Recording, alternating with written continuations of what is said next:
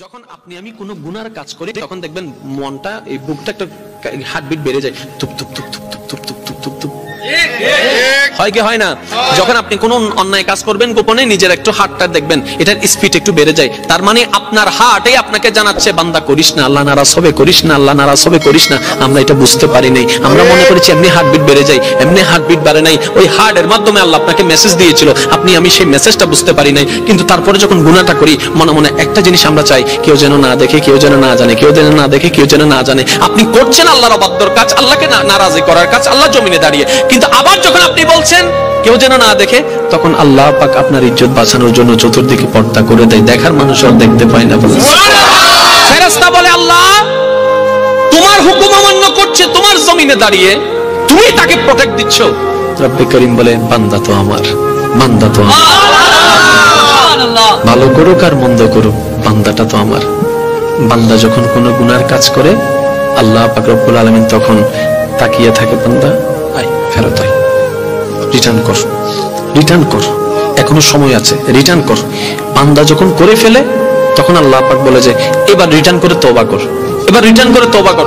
করে ফেলেছো তো করে ফেলেছো গুনাহ, কিন্তু তুমি যদি মন থেকে একবার তওবা করে বলো যে মাওলা ভুল করেছি, মাফ করে দাও, আমি আল্লাহ ইয়াগফিরুজ যুনুবা জামিয়া। আমরা আসলে রব চিনতে পারি নাই। ওই রব, ওই মায়ার রব, ওই মমতার রব, ওই ভালোবাসার রবকে চেনানোর জন্যই নবী রাহমাতুল লিল আলামিন দুনিয়াতে তাশরীফ এনেছিলেন। সুবহানাল্লাহ। মনে রাখবেন ভাইরা, নবী সাবজেক্টটা তর্কের বিষয় নয়, কোরআন সাবজেক্টটা তর্কের বিষয় নয়, এটা অনুভবের বিষয়, এটা গবেষণার বিষয়, ঠিক না বেঠিক? এবার আমি শুধু আপনাদেরকে একদম শর্টকাট একটা নলেজ দেওয়ার চেষ্টা করব, যদি আমার মুনিব আমাকে দয়া করেন। মানব জাতি, মুসলিম জাতির জন্য গাইডলাইন হচ্ছে কোরআন। গাইডলাইন জোরে বলতে হবে, গাইডলাইন। তো কোরআন থেকে আমরা গাইডলাইন নিব, সেভাবে জীবন যাপন করব, এটা হচ্ছে আমরা। আচ্ছা বলেন, নবীর একজন সাহাবা ছিল আবু বকর, সত্যের উপর ছিল না মিথ্যার উপর ছিল? আপনার আমার নবীর উপর কোরআন নাজিল শুরু হয়েছেন তখন নবীজির বয়স মোবারক কত? 40। কত? 40। শেষ হয়েছেন 63-তে, মানে 23টা বছর লেগেছে। একটু খেয়াল করবেন, কমপ্লিট কোরআন নাজিল হতে 23 বছর লেগেছে, কিন্তু এর আগে আবু বকর সিদ্দিক আকবর হয়ে গেছে। এখনো সম্পূর্ণ কোরআন নাজিল হয়, এখনো সম্পূর্ণ কোরআন নাজিল হওয়া শেষ হয়নি। কোন কোরআন? যে কোরআনটা আপনার আমার জন্য গাইডলাইন।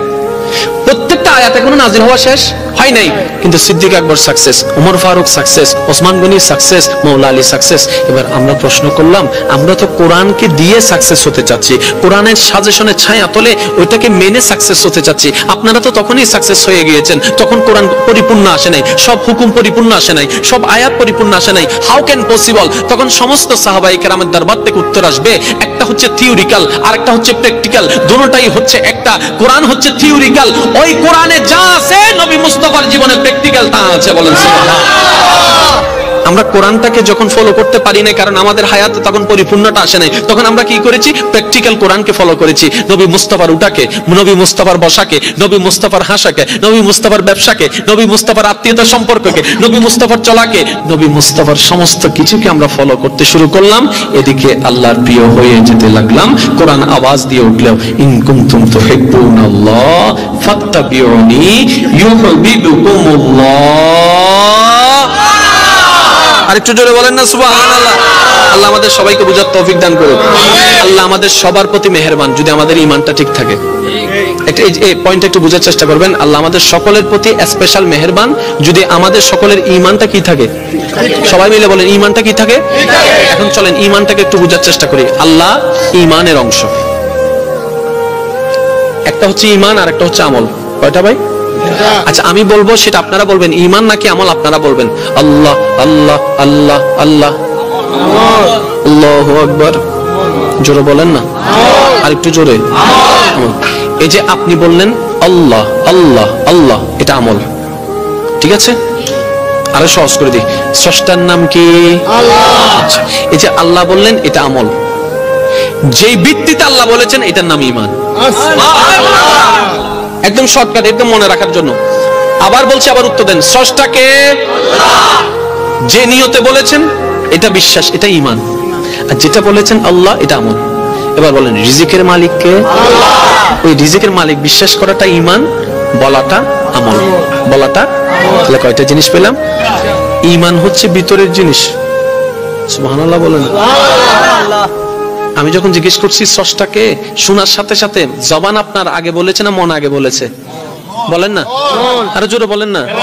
আপনাকে আমি প্রশ্নটা করার পরে এই শুনলেন, শোনার পরে কি জবান আগে বলেছে না মন আগে বলেছে? মন না বললে তো আপনার মুখও